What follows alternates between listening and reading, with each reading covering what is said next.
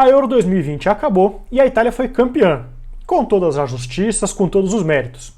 Agora é hora de reverenciar 3 jogadores nascidos no Brasil que fizeram parte da campanha vitoriosa da Azurra: Rafael Tolói, Jorginho e Emerson Palmieri.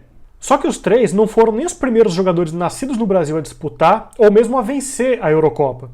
E para celebrar a edição 2020, realizada em 2021, a gente vai lembrar aqui 10 jogadores nascidos no Brasil e que disputaram edições da Euro por 9 seleções diferentes.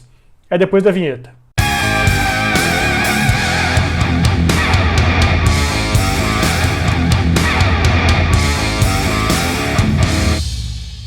Antes desse vídeo, eu quero te fazer um convite. Você quer acompanhar jogos do Campeonato Brasileiro em tempo real?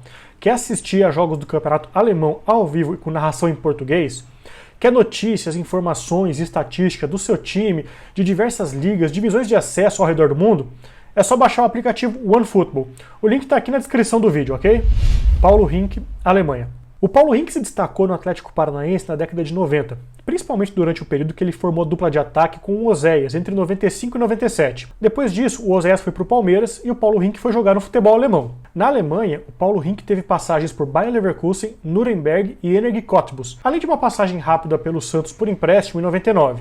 Foi nesse período que ele foi chamado para defender a seleção da Alemanha, disputando 2 torneios, a Copa das Confederações de 99 e a Eurocopa de 2000. Na Euro, o Paulo Rink disputou 3 partidas pela Alemanha, uma como titular. Não foi lá grande coisa, a Alemanha foi eliminada na primeira fase como lanterna do Grupo A. Eduardo da Silva, Croácia. O carioca Eduardo da Silva se mudou ainda adolescente para a Croácia para jogar nas categorias de base do Dinamo Zagreb. Em 2002, aos 19 anos, ele ganhou cidadania croata e logo entrou no radar da seleção local. Aos poucos, o Eduardo começou a se destacar lá a ponto de ser contratado pelo Arsenal em 2007. Foram 3 anos de uma passagem meio apagada, mas marcada por uma lesão muito grave que ele sofreu. Depois disso, ele passou por Shakhtar Donetsk, Flamengo, Atlético Paranaense e Legia Varsóvia.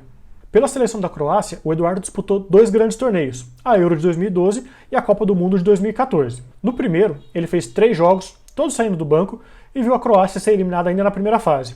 Na Copa do Mundo de 2014, um jogo só, também como reserva, e também viu a Croácia ser eliminada na fase de grupos. Donato, Espanha.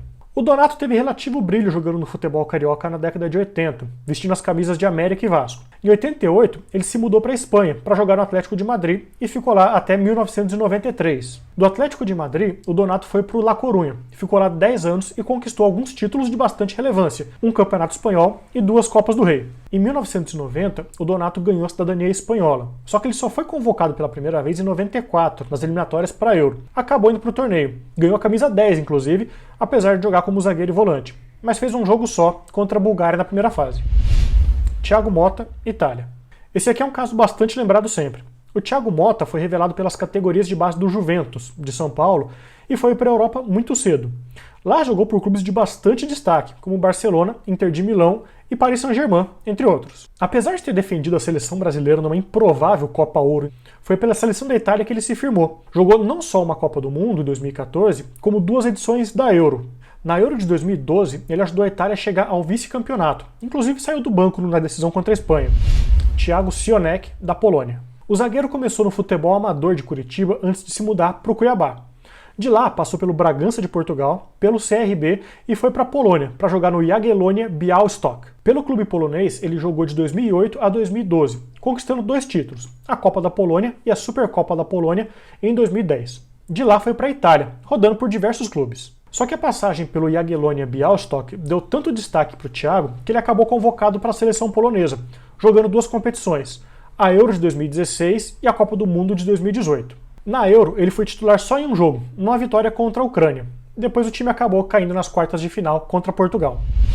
Roger Guerreiro, Polônia. A Polônia é o único país que aparece 2 vezes nessa lista, mas por um motivo bastante justo. Afinal, quando o Roger Guerreiro deixou o futebol brasileiro, ele era mais lembrado por aquele pega-pega do Corinthians e River em 2003 do que por um possível rumor de convocação para uma seleção. Mas depois de passar por Corinthians, Flamengo, Celta de Vigo e Juventude, as portas da Polônia se abriram para o Roger. Contratado pelo Legia Varsóvia em 2006, ele obteve a cidadania polonesa em abril de 2008. 2 meses depois, ele saiu do banco na derrota por 2-0 para a Alemanha, já na Euro. Só que ele ficou mais marcado pelo jogo seguinte, o empate por 1-1 contra a Áustria, já que ele marcou o gol da Polônia, o primeiro gol da Polônia nas Eurocopas. A Polônia acabou eliminada na primeira fase daquela Euro, lanterna do grupo B. Em 2009, ele trocou o Legia Varsóvia pelo AEK Atenas. A partir daí, começou, digamos, uma vida mais errante no futebol. Em 2013, o Roger Guerreiro voltou a jogar no Brasil, e aí começou uma carreira bastante alternativa, passando por Guaratinguetá, Comercial de Ribeirão Preto, Rio Branco de Paranaguá, Ares Limassol do Chipre, Vila Nova de Minas Gerais, Hercílio Luz e se aposentou em 2017 jogando pelo Rio Verde de Goiás. Depois de pendurar chuteiras, o Roger Guerreiro ainda fez bico como motorista de Uber e ainda jogou umas partidas na várzea do futebol de São Paulo.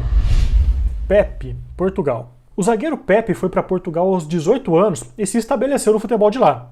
Passou bastante tempo no Real Madrid, é verdade, 10 anos, mas escreveu uma boa história tanto no Porto quanto no Marítimo. Em 2006, na primeira passagem dele pelo Porto, ele chegou a ser cotado para defender a seleção brasileira, na época comandada pelo Dunga. Preferiu não, esperou a cidadania portuguesa. E a espera pela cidadania portuguesa valeu a pena. Ele disputou 4 edições da Euro, 2008, 2012, 2016 e 2020. Foi semifinalista em 2012 e campeão em 2016. Além disso, disputou 3 edições da Copa do Mundo, 2010, 2014 e 2018. Tudo isso, vale dizer, tendo uma fama internacional de não ser o zagueiro mais refinado do mundo. Virou até brincadeira em propaganda. Eu fui feito para ti e tu para mim. Tu completas-me. Mário Fernandes, Rússia. No Brasil, o Mário Fernandes jogou por São Caetano e por Grêmio. Sempre foi visto como um jogador bastante talentoso, só que também sofria com muita questão fora de campo. Na época de Grêmio, chegou a desaparecer do time por uns 10 dias para ver a família em São Caetano do Sul. Lutava contra uma depressão e na época até se cogitou que ele poderia abandonar a carreira prematuramente. Ele foi convocado pela primeira vez para a seleção em 2011, aos 20 anos, para jogar o Superclássico das Américas. Na época, ficou no banco, se dispôs com o técnico Mano Menezes e só foi chamado de novo em 2014, por um amistoso contra o Japão. Em 2012, o Mário Fernandes trocou o Grêmio pelo CSKA Moscou. Lá ele acabou se encontrando, se realizando muito mais na carreira, tanto que em 2016 ele ganhou a cidadania russa. Em 2018 ele foi convocado para defender a Rússia na Copa do Mundo que os russos jogaram em casa. Fez 4 jogos naquele torneio e ainda marcou um gol contra a Croácia nas quartas. Só que perdeu um pênalti e acabou marcado por essa eliminação do time nas quartas de final. Depois disso veio a Eurocopa de 2020, disputada em 2021. O Mário Fernandes fez os 3 jogos da Rússia na primeira fase, só que o time foi eliminado ainda na fase de grupos. Mehmet Aurélio, Turquia. No Brasil, ele era conhecido como Marco Aurélio, volante formado pelo Bangu e que passou pelo Flamengo no final da década de 90. Em 2001, ele se mudou para a Turquia e até 2008 jogou por Trabzonspor e Fenerbahçe. Foi nesse período que ele ganhou a cidadania turca e virou o Mehmet Aurélio. Em 2006, ele foi convocado pela primeira vez para a seleção da Turquia, que estava disputando as eliminatórias da Eurocopa e que conseguiu a vaga para o torneio no sufoco. Naquela Euro, o Mehmet Aurélio virou uma peça-chave do time, um xerifão da defesa ali. Ficou fora só de um jogo por suspensão e ajudou a Turquia a chegar até as semifinais. O time só não foi para a final porque perdeu a vaga para a Alemanha num confronto muito disputado, 3-2. Depois disso, a Turquia ficou 8 anos sem disputar grandes torneios, só voltou na Euro de 2016. O Mehmet Aurélio, nesse intervalo, se aposentou. Em 2013, ele voltou a jogar no Rio, agora no Olaria, que estava brigando contra o rebaixamento no Campeonato Carioca. Não conseguiu. Marlos, Ucrânia.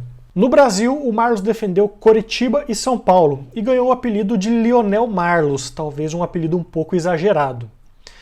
Em 2012, ele foi negociado com o futebol ucraniano e lá defendeu Metalist Kharkiv e o Shakhtar Donetsk. Em 2017, já bastante ambientado e com cidadania ucraniana, foi chamado pela primeira vez para defender a seleção do país. Veio então a convocação para a Eurocopa de 2020. A Ucrânia caiu nas quartas de final, mas o Marlos fez só 2 partidas saindo do banco. E detalhe curioso, o Marlos talvez não fosse o único brasileiro a defender a Ucrânia na Eurocopa de 2020. Você lembra do Júnior Moraes, atacante ex-Santos? Ele seria talvez convocado, ele estava bem cotado para ser convocado, só que se machucou em abril e acabou fora da competição. Essa foi a nossa lista de 10 jogadores nascidos no Brasil que disputaram a Eurocopa. Você certamente se lembrou de vários outros nomes. O Kevin Kurani na Alemanha, o Deco em Portugal, o Marco Senna na Espanha, o Guilherme na Rússia, para citar alguns exemplos. Todos eles aqui a gente faz questão de lembrar também. Mas se você lembrou algum nome que a gente não citou, deixa aí nos comentários. Se você gostou desse vídeo e quer apoiar o projeto do Última Divisão, tem dois caminhos para você. ultimadivisão.com.br/apoie ou catarse.me/Última Divisão. Toda ajuda que você puder dar pra gente é bem-vinda pra gente continuar fazendo nossos conteúdos, não só no YouTube, mas também em outros canais. Você quer seguir o trabalho do Última Divisão em outros canais? Nosso site, ultimadivisão.com.br, ou também Última Divisão no Twitter, no Facebook, no Instagram e na Twitch. Segue a gente por lá. E a gente fica por aqui, pessoal. Até o próximo vídeo.